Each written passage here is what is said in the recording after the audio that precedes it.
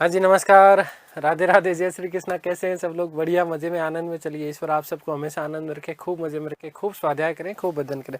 दोस्तों, हम बात कर रहे थे हमारी पिछली क्लास में इल्तुतमिश की, और इसी क्रम में हमने देखा कि इल्तुतमिश के कौन कौन से विरोधी थे। ठीक है, 3 विरोधियों की विशेष रूप से हमने चर्चा की। 3 विरोधी कौन कौन से बेटा देखो, एक तो याल्दोज, कुबाचा और अली मर्दान। अली मर्दान के बारे में हमने बात कर ली। 2 बचे याल्दोज और कुबाचा, और इनका दमन कैसे किया? किसने? इल्तुतमिश ने। तो देखिएगा, तराइन का तृतीय युद्ध यहाँ पर आपका विशेष महत्वपूर्ण बन जाता है। तराइन के 2 युद्ध इससे पहले हमने पढ़ लिए। तराइन का प्रथम युद्ध 1191, तराइन का द्वितीय युद्ध 1192, और तराइन का तृतीय युद्ध हुआ 1215 ईस्वी में। किस किस के मध्य हुआ था? याद रखिएगा बेटा, इल्तुतमिश और याल्दोज के मध्य। किसके मध्य? इल्तुतमिश और याल्दोज के मध्य। आगे बात समझ क्लियर है? चलिए देखो, अब सुनो यहां से पीछे कहानी। यदि हम बात करें याल्दोज की, तो याल्दोज बहुत ज्यादा शक्तिशाली आदमी था। याल्दोज बहुत ज्यादा शक्तिशाली आदमी था, इसलिए अकेला इल्तुतमिश इस याल्दोज का सामना नहीं कर सकता था। इसलिए इल्तुतमिश ने अपने दिमाग में एक अमली जामा बनाया, एक नई योजना बनाई। क्या योजना बनाई?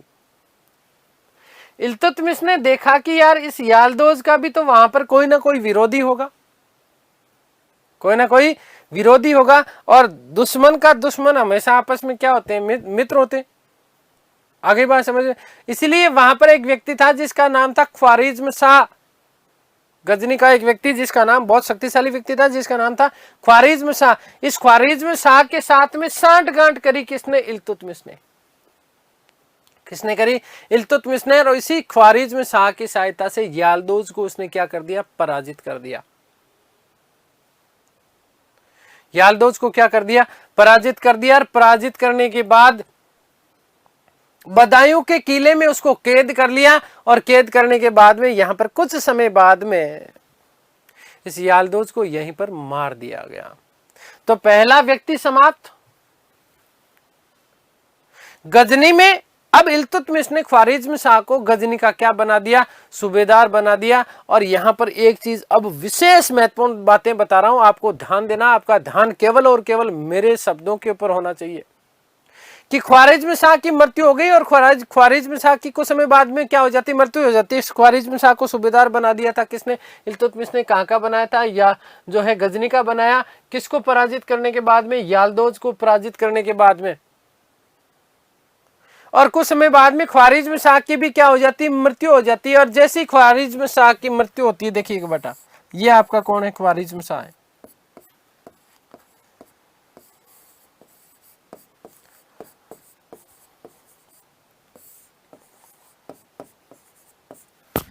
इस ख्वारिज्म शाह का एक पुत्र था। मृत्यु होने के बाद में ख्वारिज्म शाह का पुत्र सूबेदार बनता है, जिसका नाम था मांगबरनी। पूरा नाम जलालुद्दीन मंगबरनी। ये क्या बनता है? शासक बन जाता है। कहां का? गजनी का। और इसी समय एक खतरनाक वाली घटना घटित हुई। क्या खतरनाक वाली घटना घटित हुई बेटा? मंगोल का आक्रांता, जिसे तमुजिन कहा जाता है, चंगेज खान। क्या नाम था? चंगेज खान, जिसे क्या कहा जाता था? तमुजिन कहा जाता था। इसने मंगबरनी के ऊपर जो है आक्रमण कर दिया। गजनी के ऊपर क्या किया? आक्रमण किया।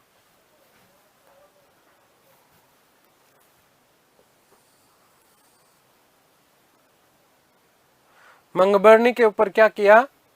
आक्रमण किया।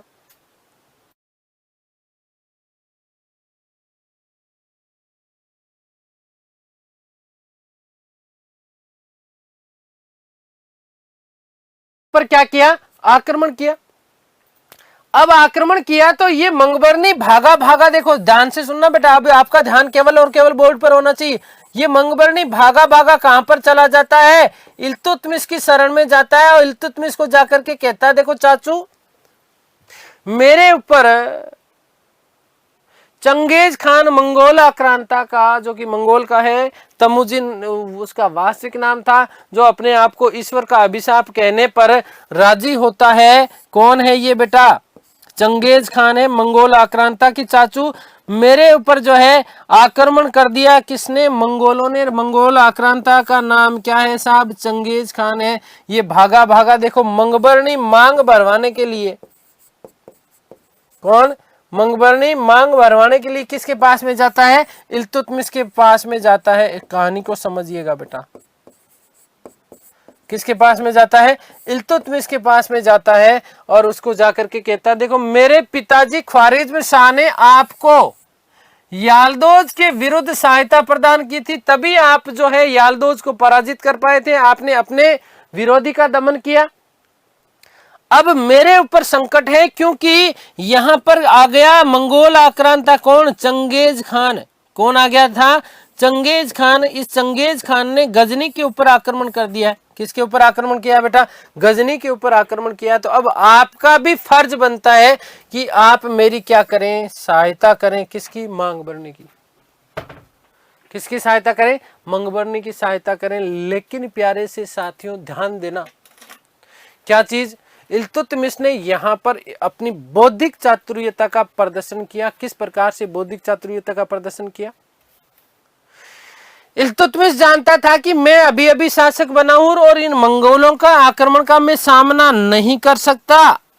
इन मंगोलों के आक्रमण का सामना मैं नहीं कर सकता। यदि मैंने इस मंगबरनी की सहायता करी तो चंगेज खान, जो कि बहुत भयानक और शक्तिशाली व्यक्ति था, मारकाट करने में एक नंबर का माहिर व्यक्ति, ईश्वर का अभिशाप कहने पर खुश होने वाला व्यक्ति, ये मुझे नहीं छोड़ेगा और मेरी सत्ता को भी अपने साथ में बहा करके ले जाएगा।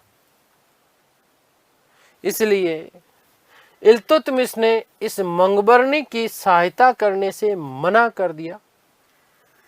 ऐसा कहा जाता है कि इस मंगबरनी का पीछा करते करते चंगेज खान सिंधु नदी तक आ पहुंचा था। वो तो इसकी बौद्धिक चातुर्यता ही थी इल्तुतमिश की कि इस चंगेज खान को जो है यहाँ आने ही नहीं दिया, क्योंकि मंगबरनी को उसने वापस पुनः लौटा दिया। यदि वो उस समय उसका सामना करने का प्रयास करता तो शायद इन मंगोलों का, इन मुगलों का जो है अधिपत्य इसी समय इल्तुतमिश के समय ही स्थापित हो जाता। आगे बात समझ में क्लियर है? तो ये चीजें आपको विशेष रूप से थोड़ी सी ध्यान रखना कि इल्तुतमिश ने जो है मंगोलों के आक्रमणों से सुरक्षित किया था किसको? भारत को।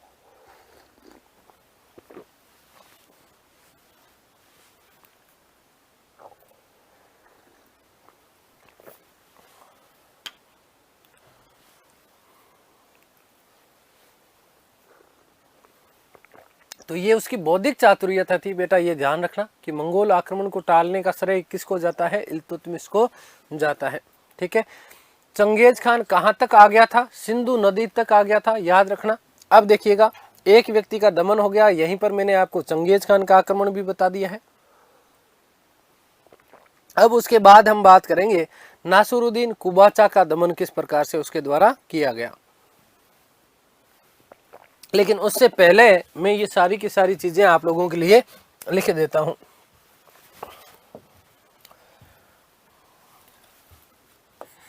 तराइन का तृतीय युद्ध, तराइन का तृतीय युद्ध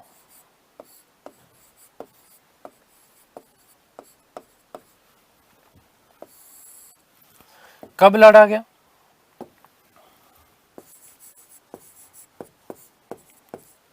तो 1215 ईस्वी। किसके मध्य?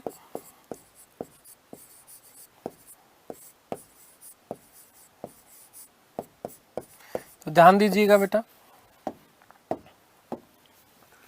कि इल्तुतमिश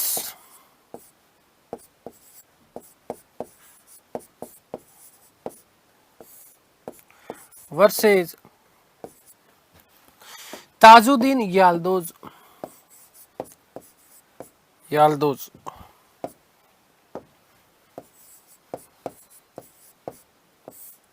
ठीक है, याद रखिएगा बेटा कि इल्तुतमिश ने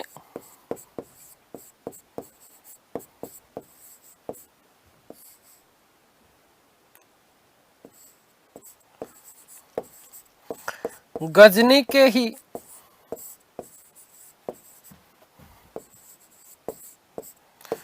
ख्वारिज़्म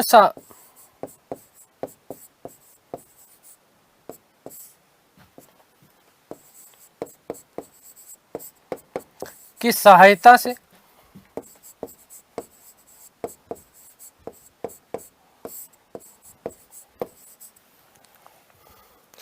याल्दोज को पराजित कर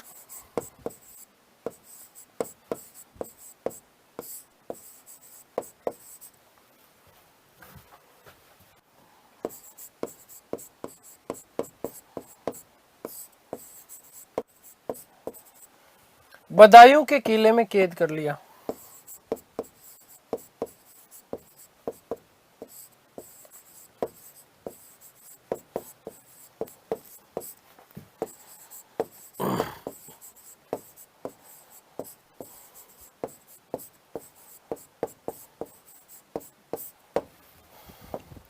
और कुछ समय बाद मार दिया। कुछ समय बाद हत्या कर दी।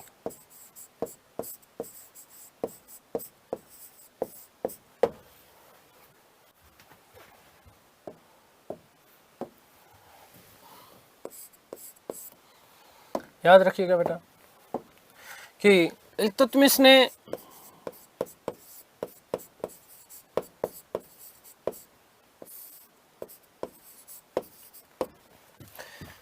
ख्वारिज़्म शाह को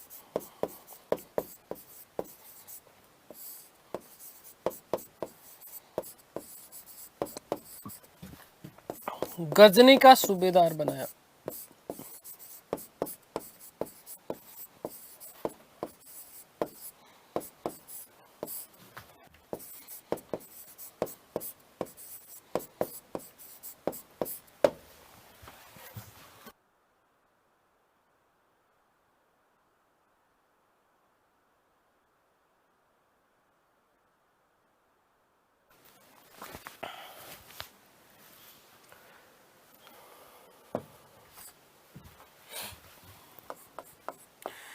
कुछ समय बाद, कुछ सालों बाद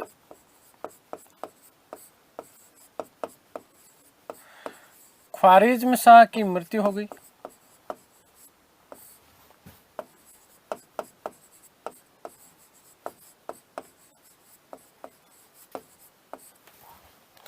ख्वारिज़्म शाह का पुत्र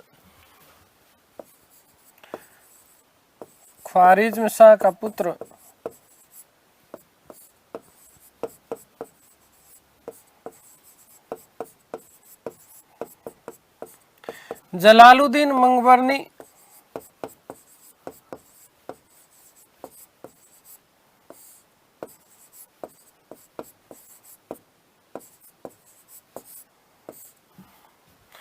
शासक बना।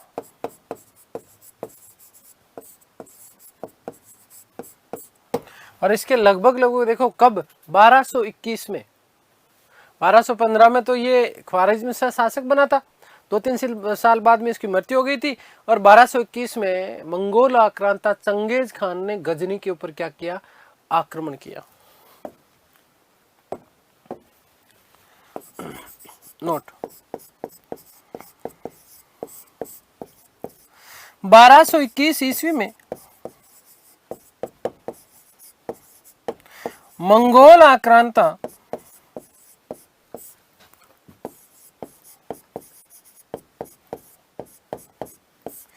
चंगेज खान ने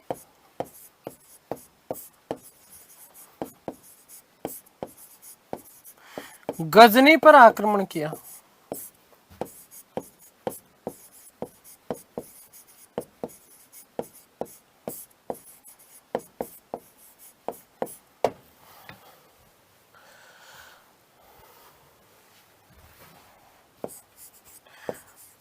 मंगबरनी ने भागकर इल्तुतमिश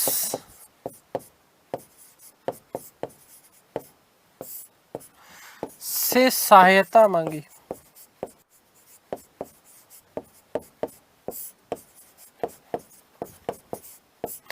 परंतु इल्तुतमिश ने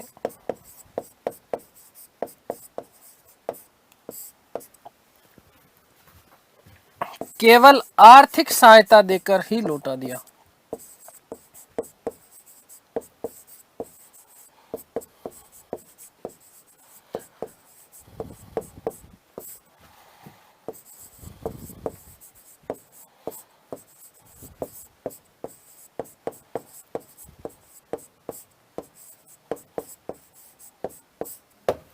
ठीक है बेटा।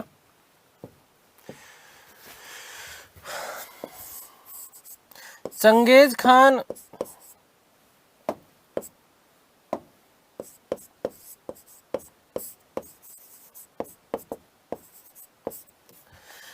मंगबर्नी का पीछा करते हुए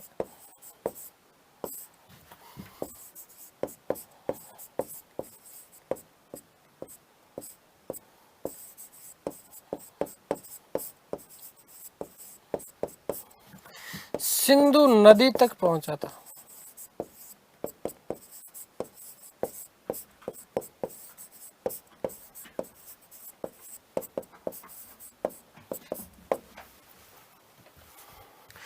परंतु इस प्रकार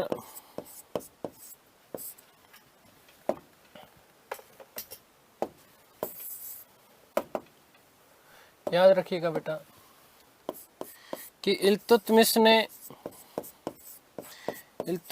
ने अपनी बौद्धिक चातुर्यता से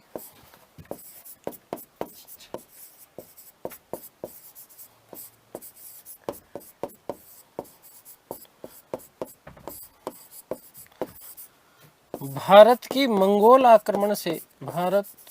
को मंगोल आक्रमण से बचाया।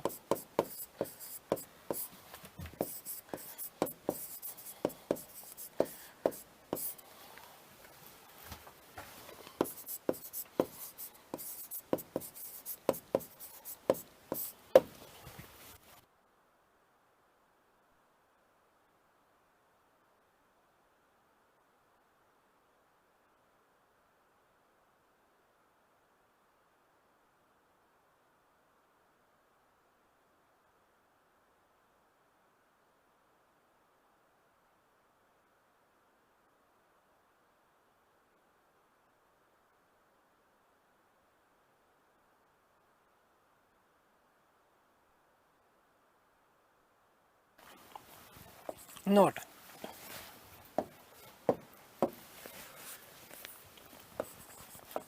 चंगेज खान का मूल नाम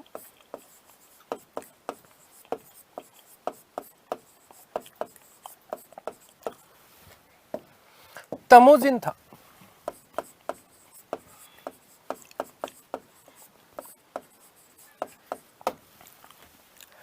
इसका शाब्दिक अर्थ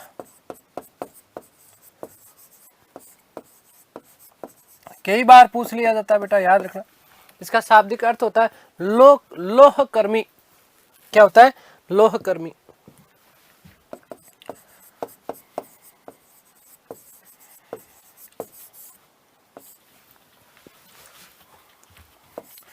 चंगेज खान अपने आप को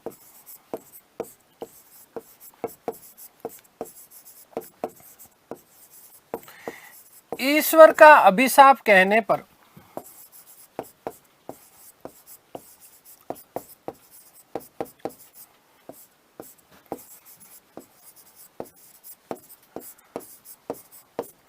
खुश होता था।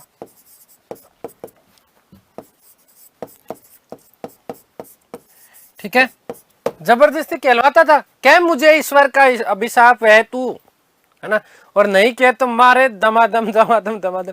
ठीक है ना, आगे बात समझिए। इस प्रकार का खतरनाक वाला आदमी था कौन?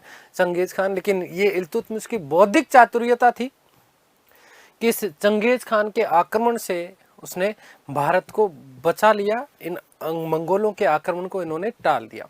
ठीक है, अगली बात हम बात करते थे नासिरुद्दीन कुबाचा का दमन। नासिरुद्दीन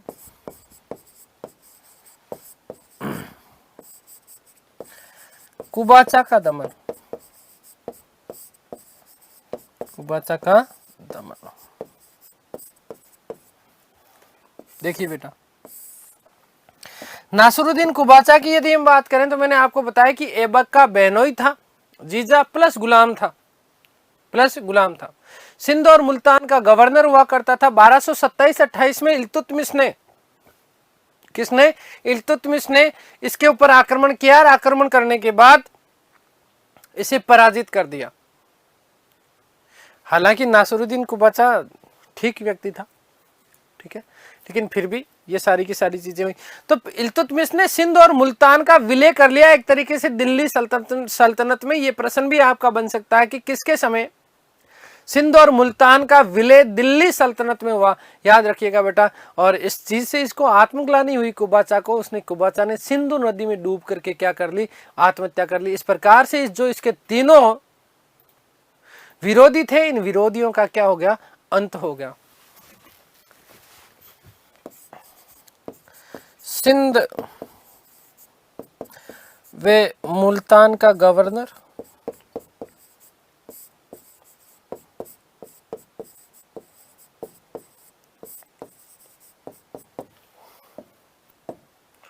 इल्तुतमिश ने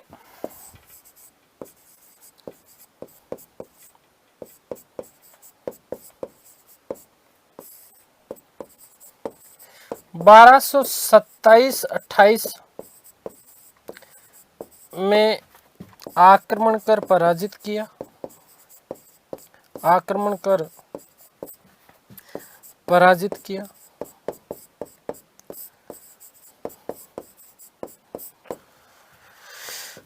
तथा इन दोनों क्षेत्रों का विलय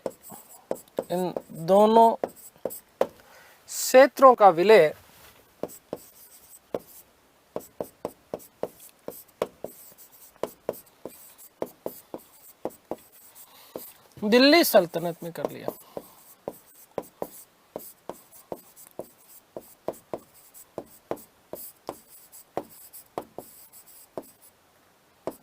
ठीक है, लास्ट बात बेटा जी कि कुबाचा ने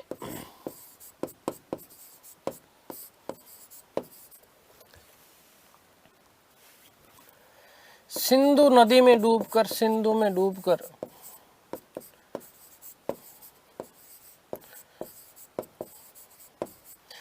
आत्महत्या कर ली।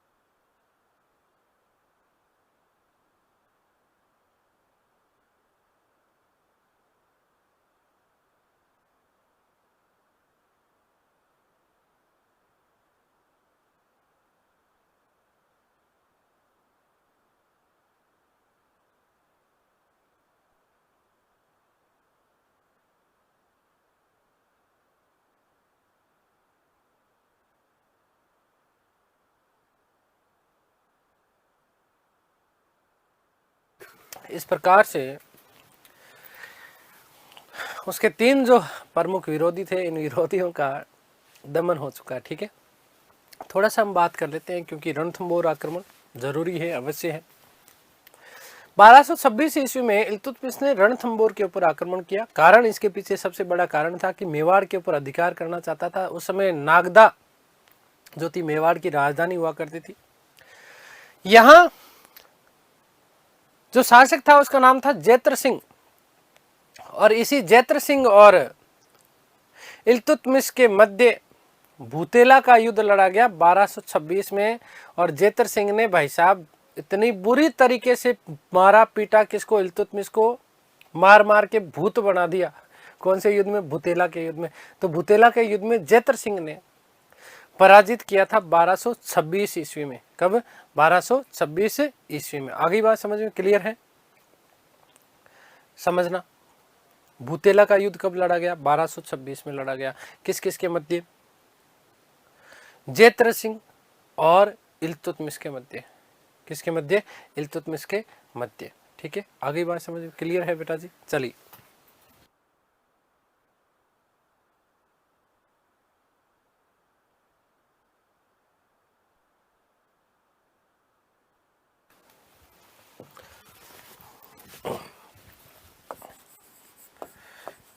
इल्तुतमिश का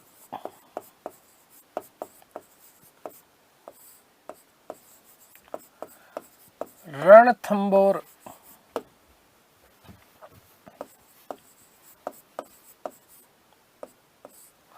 आक्रमण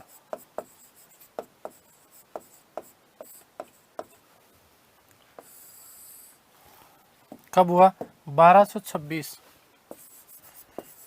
कब? 1226। क्यों? इल्तुतमिश मेवाड़, इल्तुतमिश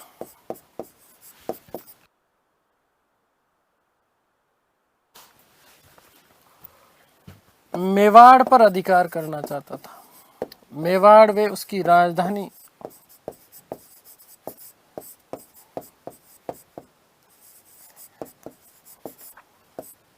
नागदा, वर्तमान में नागदा एमपी में है बेटा, पर अधिकार करना चाहता था।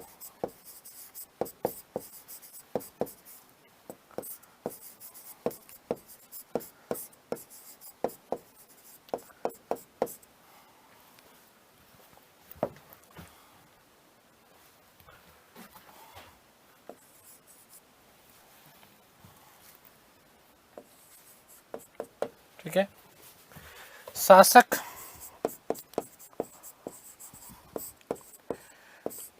जैत्र सिंह ने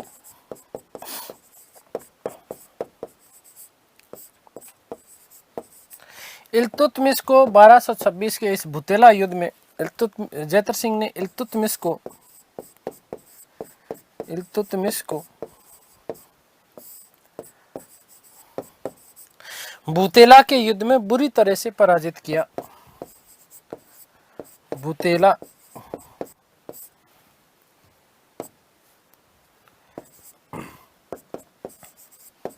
के युद्ध में पराजित किया।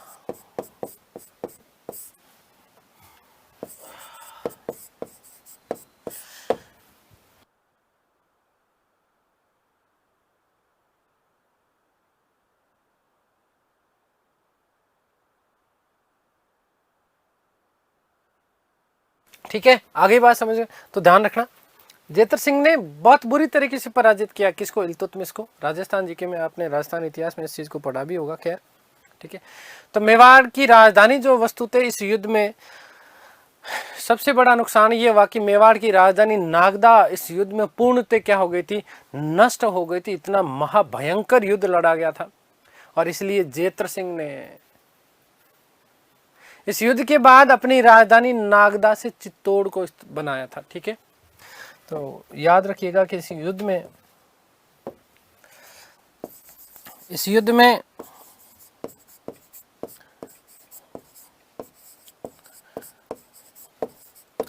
राजधानी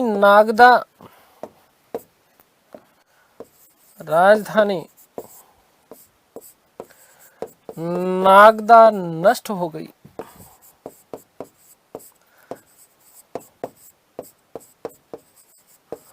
अतः जैत्र सिंह ने अपनी नई राजधानी जैत्र सिंह ने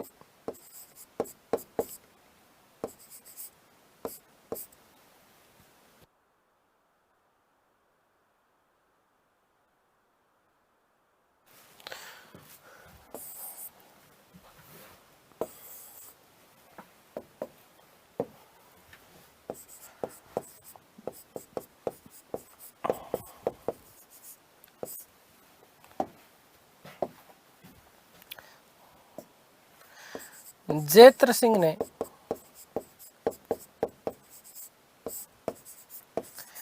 अपनी नई राजधानी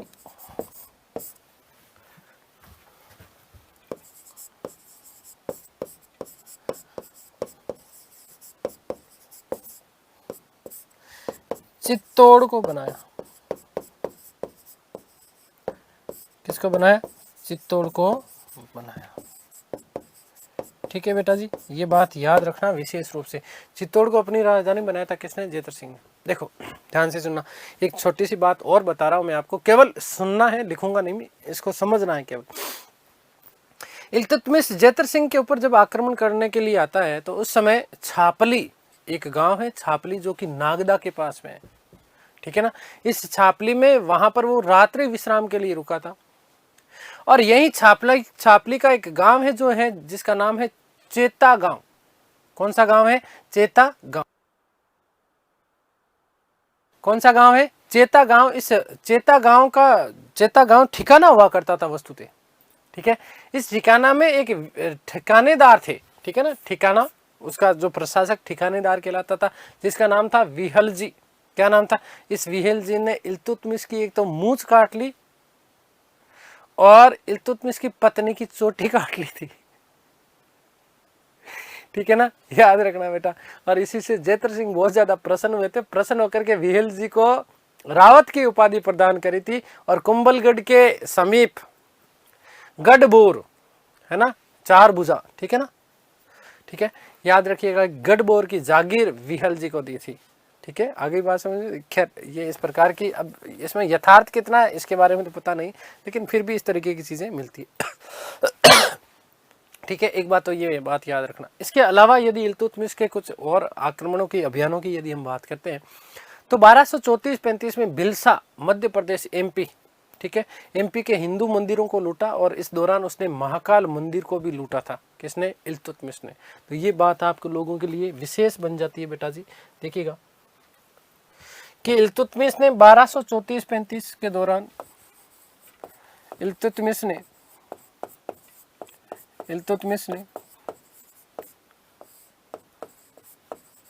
1234-35 ईस्वी में भिलसा, एमपी, मध्य प्रदेश, भिलसा एमपी के हिंदू मंदिरों को लूटा, हिंदू मंदिरों को लूटा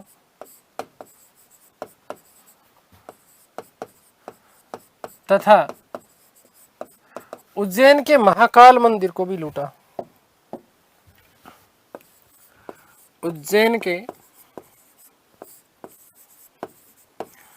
महाकाल मंदिर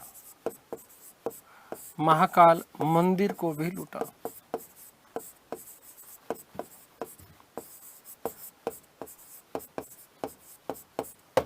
ये बात विशेष याद रखना आप।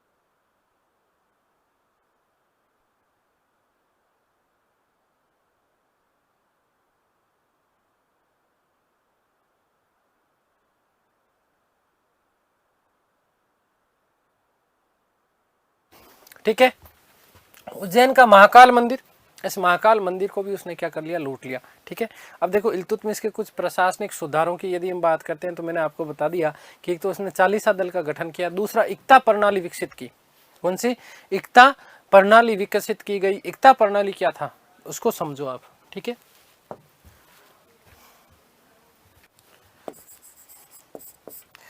इल्तुतमिश के प्रशासनिक सुधार, इल्तुतमिश ने इक्ता प्रणाली विकसित की।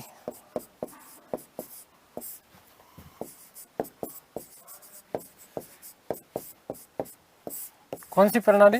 इक्ता प्रणाली विकसित की। क्या होता है ये इक्ता प्रणाली? इक्ता प्रणाली का वास्तविक जनक कहलाता है कौन? इल्तुतमिश। मैंने आपको कहा था कि सबसे पहले इक्ता प्रणाली चलाने वाला व्यक्ति कौन था? मोहम्मद गोरी, जिसने 1193 के आसपास इक्ता प्रणाली प्रारंभ की लेकिन वो उसे पूर्ण रूप से लागू नहीं कर पाया था। क्या था इक्ता प्रणाली? तो याद रखना बेटा कि राज्य के जो अधिकारी थे, इन राज्य के अधिकारियों को या सैनिकों की यदि हम बात करें तो इनको वेतन के बदले दी जाने वाली जागीर या भूमि क्या कहलाती थी? इक्ता कहलाती थी। इक्ता का शाब्दिक अर्थ होता है जमीन का टुकड़ा। जमीन का टुकड़ा। सबसे पहले याद रखिएगा कि इक्ता प्रणाली प्रारंभ करने वाला व्यक्ति कौन था? मोहम्मद गोरी। लेकिन इसको संस्थागत स्वरूप प्रदान किया किसने? इल्तुतमिश ने। इल्तुतमिश ने क्या किया? दिल्ली को छोटे छोटे क्षेत्रों में विभाजित किया और यही क्षेत्र क्या कहलाए थे? इक्ता कहलाए थे।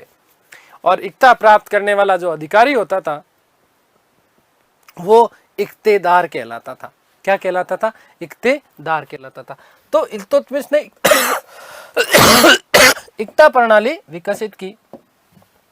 अतः इसे इक्ता प्रणाली का वास्तविक संस्थापक माना जाता है। वास्तविक संस्थापक माना जाता है।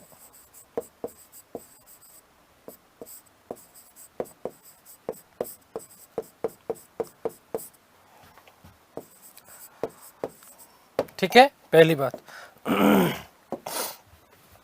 दूसरी बात, इक्ता क्या है तो ध्यान रखना, वेतन के बदले अधिकारियों या सैनिकों को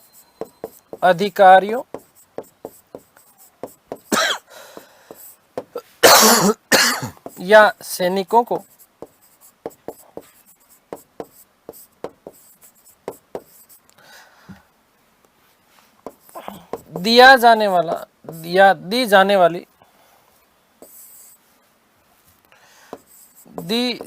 वाली भूमि क्या कहलाती है? आपकी इक्ता कहलाती है। दूसरी चीज, भूमि प्राप्त करने वाले अधिकारी को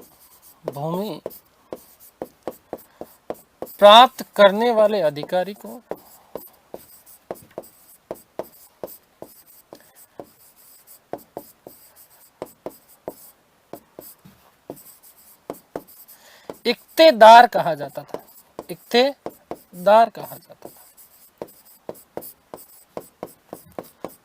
ठीक है, ये 2 3 4 चीजें बेटा आप इसमें विशेष रूप से ध्यान रखना।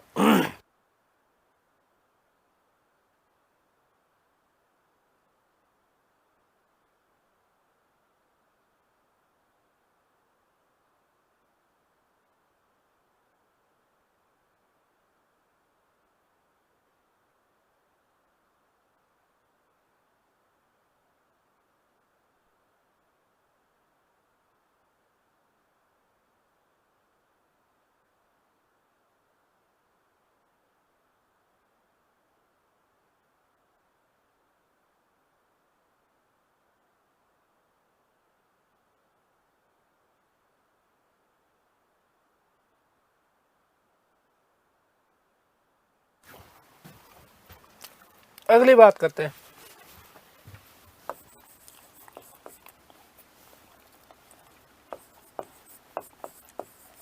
सिक्के।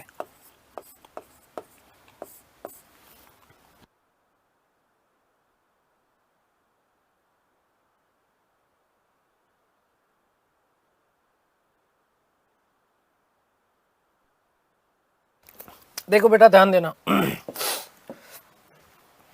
प्रथम तुर्क शासक था जिसने शुद्ध अरबी के सिक्के चलाए। कौन? इल्तुतमिश। सीधा सीधा प्रश्न आता कि प्रथम ऐसा तुर्क शासक जिसने शुद्ध अरबी के सिक्के चलाए, है ना, शुद्ध अरबी के सिक्के चलाए थे, कौन था? इल्तुतमिश। दूसरी चीज, प्रथम ऐसा शासक जिसने सिक्कों पर टकसाल का नाम अंकित करना अनिवार्य कर दिया। जहां से जो सिक्का बन रहा है उस सिक्के की टकसाल का नाम उसके ऊपर होना अनिवार्य था और स्वयं के नाम के सिक्के चलाए, ऐसा भी पहला शासक था। और पहला ऐसा शासक जिसने अपने सिक्कों के ऊपर अपनी पुत्री रजिया सुल्ताना का भी इसने क्या करवाया था, नाम अंकित करवाया था। आगे बात समझ में। दो प्रकार के वस्तु थे इसने सिक्के चलाए, एक तो था चांदी का टंका और दूसरा तांबे का जीतल। तो याद रखिएगा कि प्रथम तुर्क शासक जिसने अपने नाम के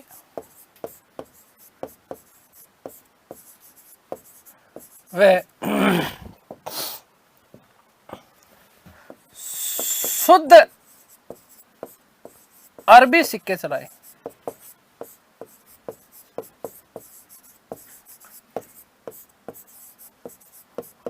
ऐसा कहा जाता है कि जो है ग्वालियर विजय इसके काल में की गई थी और उसी ग्वालियर विजय के बाद में उसने रजिया सुल्ताना का भी अपना नाम अंकित करवाया। प्रथम शासक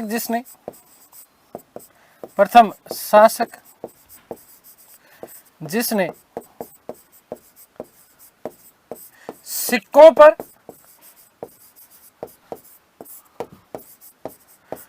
टकसाल का नाम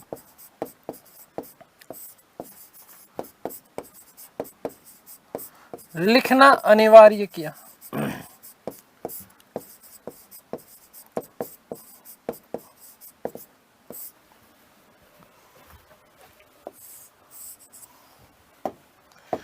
प्रथम शासक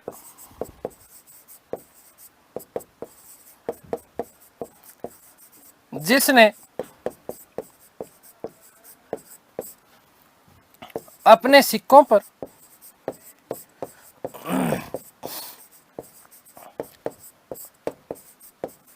अपनी पुत्री रजिया सुल्ताना का भी नाम उत्कीर्ण करवाया। अपनी पुत्री रजिया सुल्ताना का भी नाम अंकित करवाया। रजिया सुल्ताना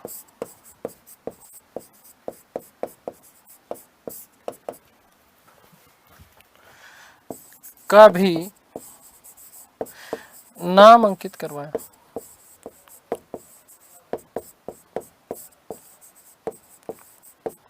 ठीक है बेटा जी, याद रखना कि दो प्रकार के सिक्के चलाए, दो प्रकार के सिक्के प्रचलित करवाए।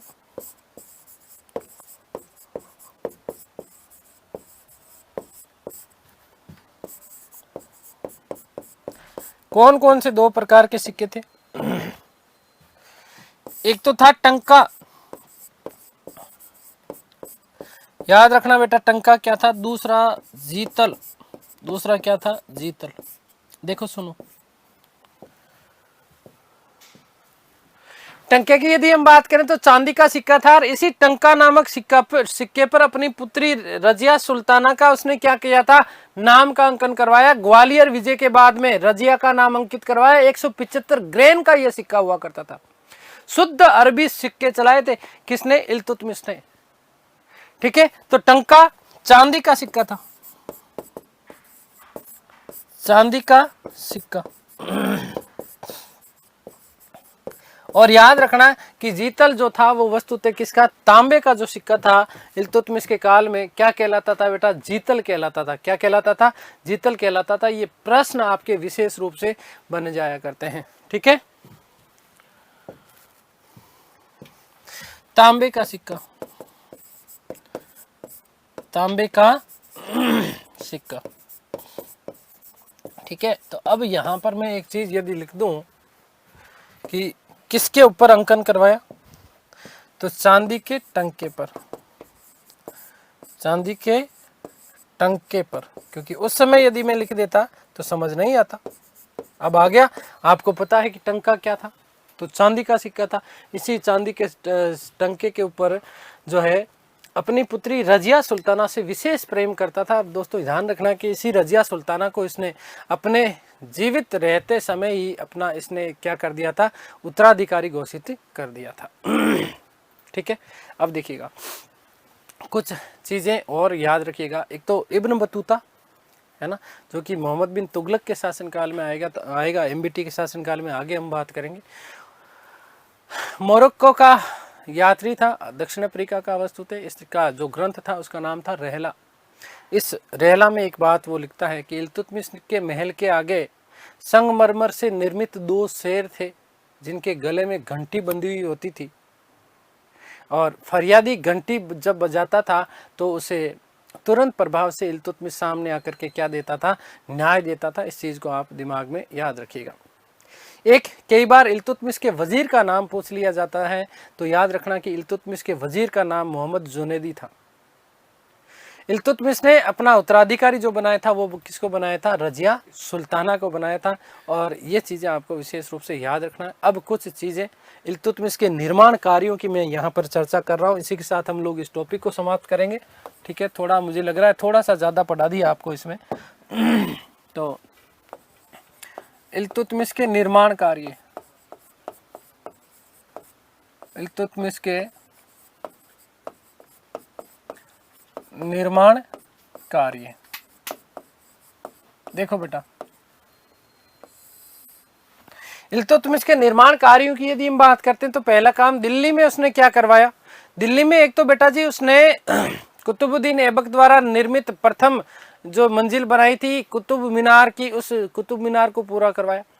एक इसने मदरसा ए नासिरी, या जिसे सुल्तानगढ़ी का मदरसा कहा जाता है, ठीक है, उसका निर्माण करवाया। मोस्ट इंपोर्टेंट प्रश्न बनता है, मदरसा ए नासिरी या सुल्तानगढ़ी का मकबरा क्या था, इसका निर्माण क्यों करवाया गया, इसके पीछे भी कारण माना जाता है। क्या कारण माना जाता है, ध्यान से सुनिएगा, समझिएगा इस चीज को। इल्तुतमिश के सबसे बड़ा पुत्र था, एक बड़ा पुत्र था जिसका नाम था नासिरुद्दीन महमूद, और इसी नासिरुद्दीन महमूद की मृत्यु हो जाती है 1229 ईस्वी में। 1229 ईस्वी में जब नासिरुद्दीन महमूद की मृत्यु हो जाती है, तो उसी की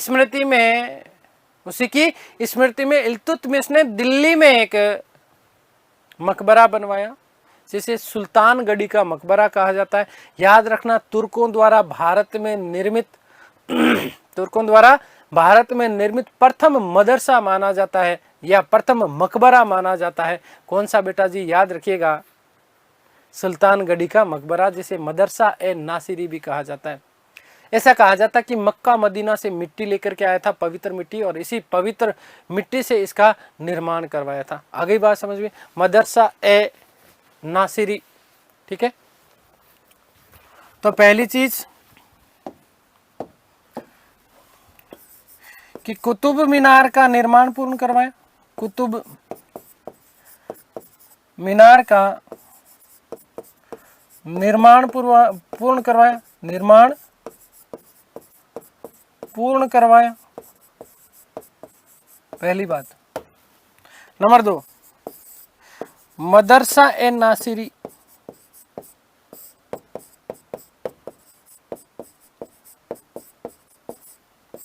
या याद रखें इसी को कहा जाता है सुल्तानगढ़ी का मकबरा, सुल्तानगढ़ी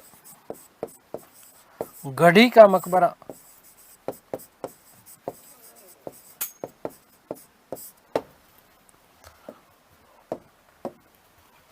याद रखना बेटा कि भारत में तुर्कों द्वारा निर्मित प्रथम जो है मकबरा माना जाता है। भारत में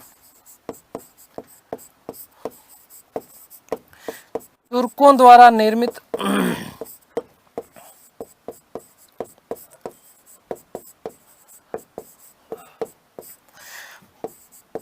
प्रथम मकबरा माना जाता है।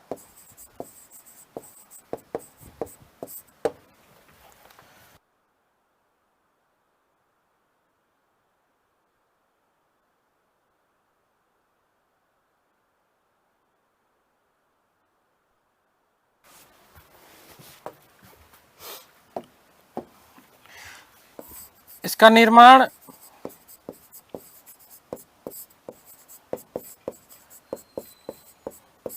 इल्तुतमिश ने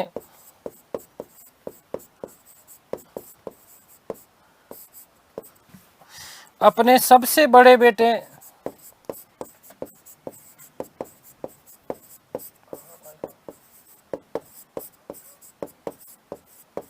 नासिरुद्दीन महमूद की याद में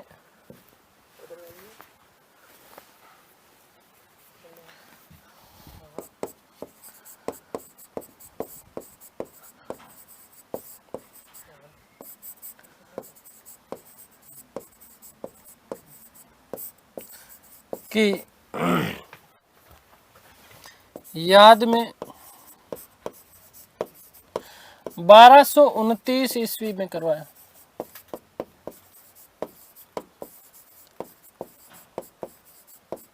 ठीक है बेटा जी, आगे बात समझे।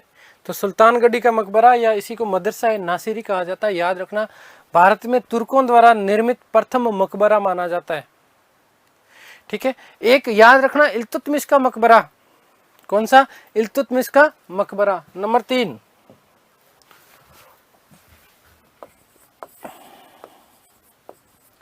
बहुत महत्वपूर्ण है, इल्तुतमिश का मकबरा कहां पर है? दिल्ली में है, याद रखना।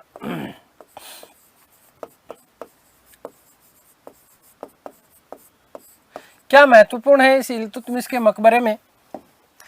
तो देखो ध्यान रखना बेटा कि एक तो इसका निर्माण स्वयं ने करवाया था, पहली बात। निर्माण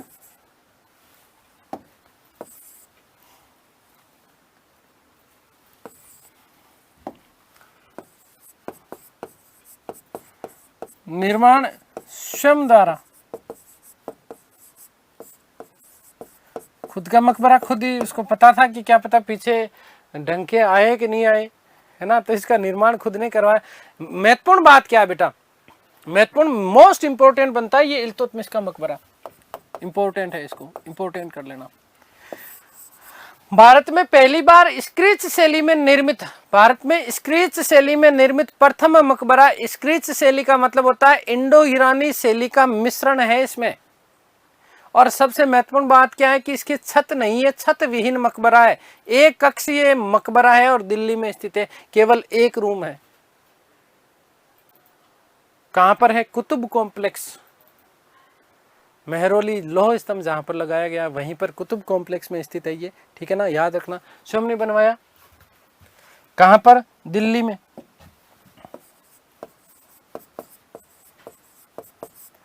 दिल्ली में। और याद रखिएगा कि भारत में मोस्ट इंपोर्टेंट प्रश्न बनता है बेटा, याद रखना, स्क्रीच शैली में निर्मित, स्क्रीच शैली, स्क्रीच शैली का मतलब होता है इंडो ईरानी, इंडो ईरानी, भारतीय और ईरानी शैली दोनों का मिश्रण है इसमें, इंडो ईरानी शैली में निर्मित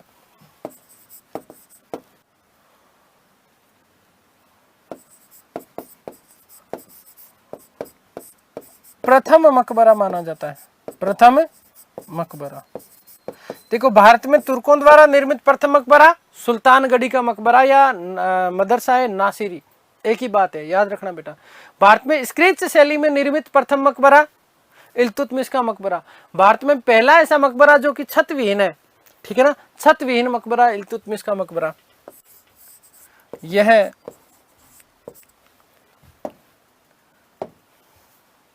इंपॉर्टेंट है, ये छत विहीन मकबरा है, छत विहीन मकबरा है।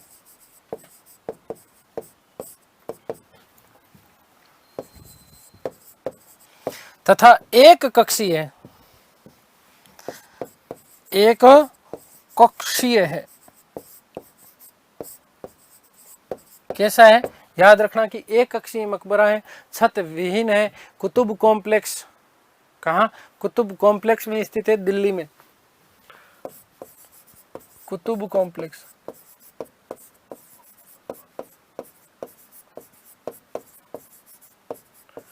कहाँ पर है? कुतुब कॉम्प्लेक्स में स्थित है। आगे बात समझ में क्लियर है? एक तो ये कुछ इल्तुतमिश के निर्माण कार्य विशेष रूप से याद रखना बेटा। सुल्तानगढ़ी का मकबरा, मदरसा नासिरी, ठीक है, भारत में जो है प्रथम पहली बार स्क्रेच शैली का प्रयोग भी इल्तुतमिश के मकबरे में किया है। छत विहीन है, ठीक है। याद रखना कि इल्तुतमिश को दिल्ली को खूबसूरत बनाने का शासक, खूबसूरत बनाने वाला शासक कहा जाता है, किसको? इल्तुतमिश को, ठीक है। आगे बात समझ में। इसके अलावा बदायूं यूपी में उसने हौज शमसी, जिसे शमसी ईदगाह कहा जाता है, ठीक है, मीठे पानी का तालाब बनाया था वहां पर, और वहीं पर ईदगाह, ठीक है, बनाया कहां पर? उत्तर प्रदेश, बदायूं उत्तर प्रदेश में हौज शमसी। बदायूं यूपी में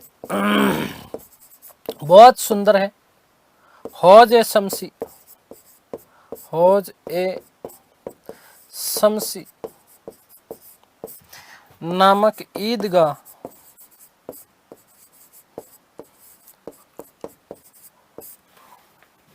का निर्माण करवाया, ठीक है। तस्वीरें देखिएगा कभी गूगल खोल करके, अच्छे काम के लिए यूज लिया करो, ठीक है ना। जन कल्याण के लिए वहां पर मीठे पानी का तालाब बनाया था, ठीक है।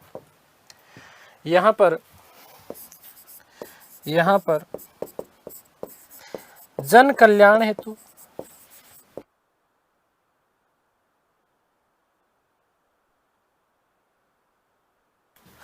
मीठे पानी के तालाब का निर्माण करवाया, मीठे पानी का तालाब बनवाया।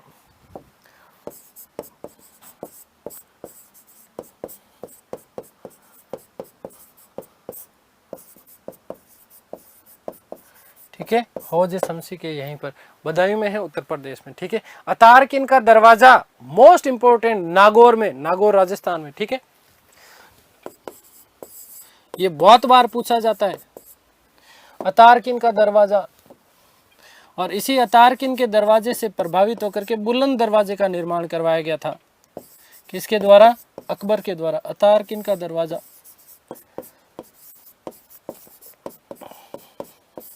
कहाँ? नागौर राजस्थान में, ठीक है। ये बहुत महत्वपूर्ण प्रश्न बनता है, याद रखना बेटा। और इसी दरवाजे से प्रभावित होकर के मुगल बादशाह अकबर ने बुलंद दरवाजे का निर्माण करवाया था, और जो है वस्तुतः जो है गुजरात विजय के बाद में। कब? गुजरात विजय के बाद में। अब हम बात कर लेते हैं, बस खत्म हो गया। इल्तुतमिश की मृत्यु बामियान अभियान पर जाते समय, अफगान बामियान अभियान, यहाँ पर जाते समय उसकी तबीयत खराब हो गई थी, रास्ते में बीमार हो गया था, वापस दिल्ली लौटा, और यहीं पर 29 अप्रैल 1236 ईस्वी को उसकी क्या हो जाती है? मृत्यु हो जाती है। कुछ अन्य महत्वपूर्ण तथ्य मैं लिख रहा हूँ, अन्य महत्वपूर्ण तथ्य।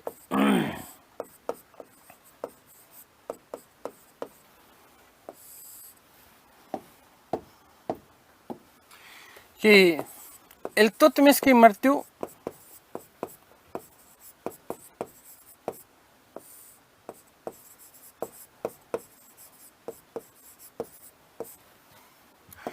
उनतीस 4/1236 ईस्वी को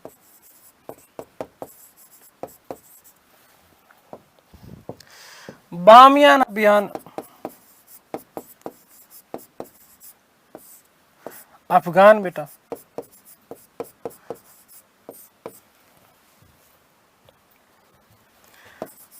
पर जाते समय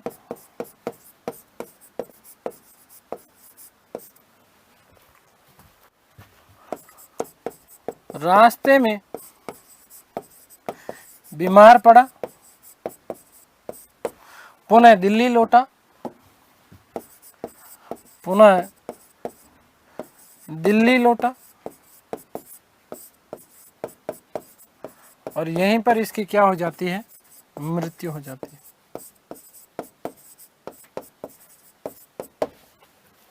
ठीक है, आगे बात समझ में। इल्तुतमिश एक बात बोलता है, बहुत महत्वपूर्ण कथन है इस इल्तुतमिश का, याद रखना कि भारत अरब नहीं है, इसे दारुल इस्लाम में परिवर्तित करना संभव नहीं है। भारत अरब नहीं है, इसे दारुल इस्लाम, मतलब इसे इस्लाम धर्म में परिवर्तित नहीं किया जा सकता। लास्ट बात आज की, इल्तुतमिश का कथन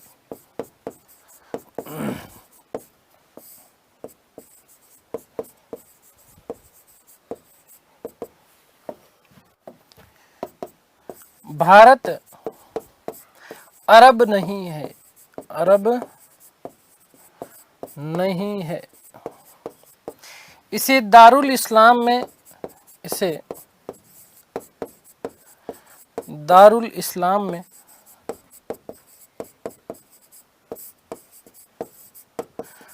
परिवर्तित करना संभव नहीं है, परिवर्तित करना संभव नहीं है। ठीक है बेटा जी, ये कथन किसका है? इल्तुतमिश का है, ये बात याद रखिएगा। ठीक है, एकता प्रणाली का जनक किसे कहा जाता है? तो इल्तुतमिश को कहा जाता है। याद रखना, एक महत्वपूर्ण बात बता देता हूँ जाते जाते, कि इस एकता प्रणाली को उसने वंशानुगत नहीं बनाया था, मतलब पीढ़ी दर पीढ़ी नहीं चलती थी ये। ठीक है, एक बार जो है देने के बाद में उसे वापस भी दे दिया जाता था। ठीक है, अगली बात समझिए, अगली क्लास में हम लोग बात करेंगे इल्तुतमिश की मृत्यु के बाद में क्या क्या राजनीतिक परिस्थितियां रही, किस प्रकार से रजिया सुल्ताना शासिका बनती है, भारत में प्रथम मुस्लिम शासिका रजिया सुल्ताना, उसके बारे में बात करेंगे। और फिर हम बात करेंगे बलबन के बारे में, और गुलाम वंश का हो जाएगा इसके साथ में पतन। तो उम्मीद करता हूँ कि सारी चीज़ें आप लोगों को समझ में आई होगी। ईश्वर से प्रार्थना करता हूँ कि आप सब स्वस्थ रहें, मस्त रहें, तंदुरुस्त, आह्लादित और प्रसन्नचित्त रहें। इस सृष्टि की संपूर्ण खुशियाँ आपको और आपके परिवार को मिले। मिलते हैं हमारी अगली क्लास में, तब तक के लिए सभी को धन्यवाद, नमस्कार, थैंक यू सो मच।